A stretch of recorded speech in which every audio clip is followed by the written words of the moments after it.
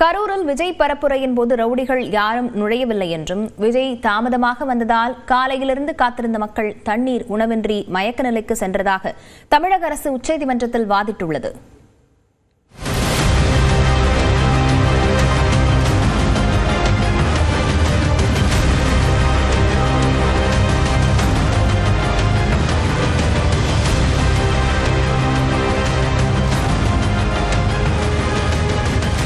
கரூர் கூட்ட நெரிசல் சம்பவம் தொடர்பாக தாக்கல் செய்யப்பட்ட 5 வழக்குகளின் விசாரணை உச்சநீதிமன்றத்தில் நீதிபதிகள் JK மகேஸ்வரி, NV அஞ்சாரியா அடங்கிய அமர்வில் விசாரணைக்கு வந்தது.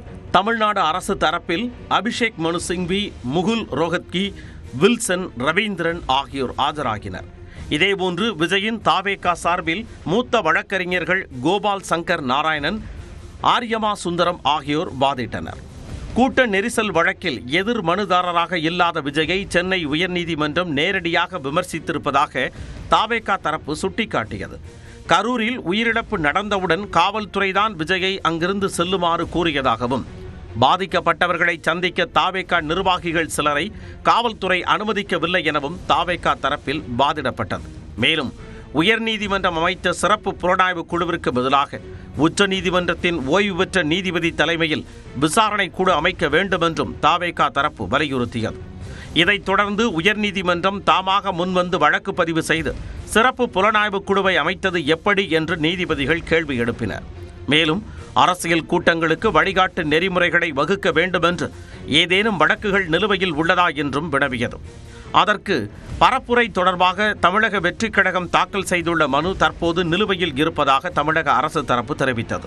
அப்படி வழக்கு நிலுவையில் இருக்கும் பொழுது மற்ற மனுக்களில் உயர்நீதிமன்றம் எப்படி உத்தரவிட்டது என்று நீதிபதிகள் கேள்வி எழுப்பினர்.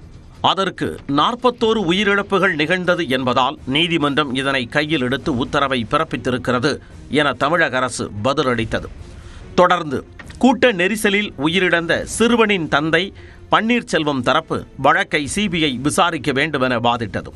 இதற்கு பதிலளித்த தமிழ்நாடு அரசு தரப்பு வழக்கறிஞர் அபிஷேக் சிங்வி, உயர்நீதிமன்றம் திறமையான அதிகாரி தலைமையில் சிறப்பு புலனாய்வு குழுவை அமைத்திருப்பதாகவும், இதனால் CBI விசாரணை தேவையில்லை என்றும் கூறினார்.